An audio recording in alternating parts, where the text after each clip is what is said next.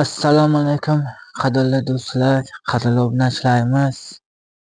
Bugun sizlar bilan yana Turkiyadagi bir kunlik ish faoliyatimni sizlar bilan tanishtirib boraman. Bugun albatta o'z fikrlaringizni yozib borasizlar degan umiddamiz. Mana Turkiyada qiziqqan zavodda nima ish qilasiz deganlar uchun yana bir ish faoliyatimiz, bir kunlik vlogimizni sizlarning e'tiborlaringizga havola qilamiz. Marhamat, tomosha qiling. Mana bugun fabrikada bilasizlar, sizlarga tassaklarni ko'rsatgan edim. Mana shunday qilib kesiladi. Mana shunday holatda kesilib, mana tayyorlash holati. Mana shunday qo'yib, bir-biriga qoplab, mana shunday holatda ishlab chiqariladi tassaklarimiz. Tunikadan razmerlar qilinadi, razmerlar qo'yilib, kesib chiqish jarayoni bu. Mana bu ishimizda ham mana biz boshlab oldik. Ikkinchi ishimiz bu. Mana bu ishimiz tugagandan keyin mana bu ishlarimizni boshlaymiz. Mana tunikani kesib 15lik, 18lik, 20lik, 22, 25 hokazo katta kichigiga qarab santimetrga moslab 18 santimetr, 20 santimetr, 10 santimetr, 12 santimetr mayda kichigiga moslab mana shu ichidagi kengligini hisobga olgan holatda mana shu apparatda mana tikib olamiz. Xuddi mashinada tikkanday mana shu apparat mana ikkita tunikani bir-biriga qo'yib qoplab beradi. Mana ko'rib turganingizdek qoplab beradi. Mana tayyorlangan holati, tikilgan holati, mana tikib chiqadi.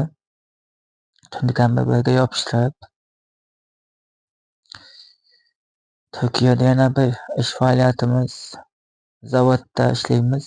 Mana shu zavod, fabrikada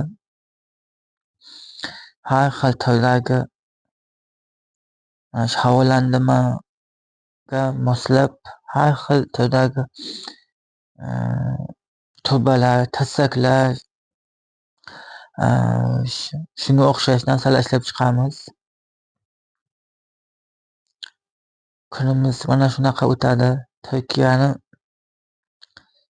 har kuni ertalab shu soat 8 dan kechqurun 6 ga qadar mana shunday ishlar bilan davom etamiz. Turkiyada kelsa bo'ladimi degan savollarga ham sizlarga savollaringizga javob berib o'taman video davomida. Mana shu Turkiyada mana shunaqa ishlarda ishlasangiz ham bo'ladi. Mana hozirgi paytda Turkiyada birinchi kelganingizda askar xo'ja oylik beradi. U ham bo'lsa askar xo'ja hozir 28 ming bo'lgan. 28 ming oylik. Mana shu fabrikada mana shunda mana olib kelinyapti. Oyoq narsa bo'ldi. Bitti.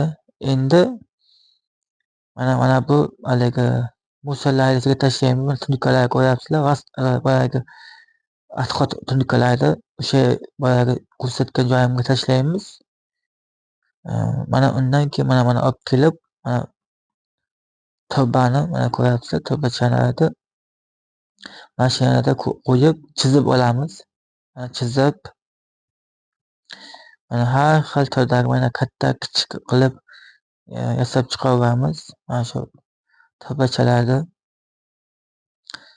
Undan keyin mana hozir ko'rasizlar. Birozdan so'ng mana har xil holatlar mana ishlab chiqarish jarayoni mayda, kichik, 18, 20, 22 santimetr va undan ham kattaroq uslubda mana kattalari boyagi ishlab chiqiladi.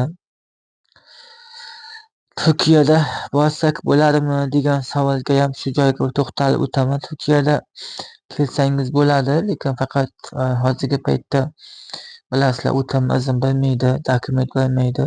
Shuni hisobidan kelib 3 oygacha ishlashingiz mumkin. Shu yerdan keyin qochoqlar inab qolishingiz mumkin. Shuni uchun shuni hisobga olib kiysangiz yaxshi bo'ladi. Mana ba'zi ijtimoiy tarmoqlarda eshitib qolamiz. Ba'zilar Turkiyada kiygan ish topolmasdan qaytib ketyapti deganlarni eshitamiz. Shuning uchun iloji boricha har bir narsaga muhim e'tibor qilish kerak. Meni shaxsiy fikrim. Turkiyada keldim, ish topdim degani bilan baribir ish o'ziga yarasha ishlar bor. Mana ko'rib turibsizlar, mana shu tassaklar yasab chiqyapmiz o'zimizda. O'zbekchasiga aytganda tassaklar. Bitta ko'rsatish jarayonimizni ko'rsatib o'tdik biz.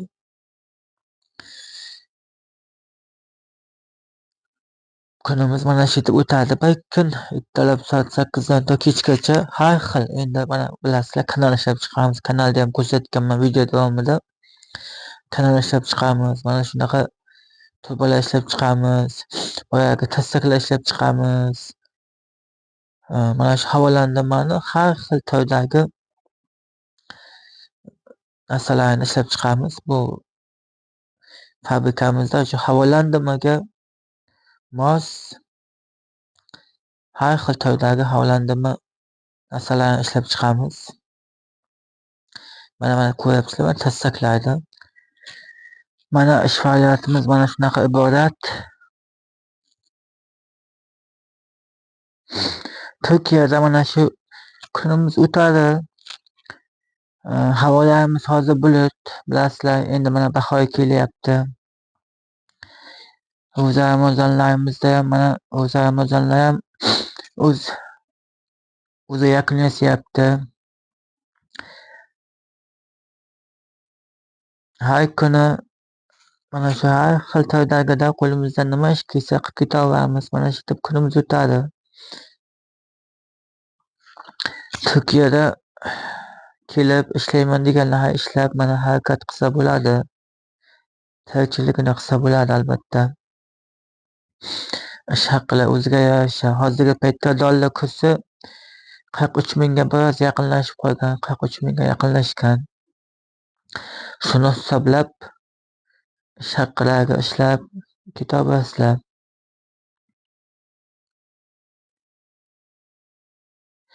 Ko'pchilikka Turkiyada kelsak bo'ladimi degan savolga Turkiyada kelish kerak, kelmaslik emas, kelish kerak.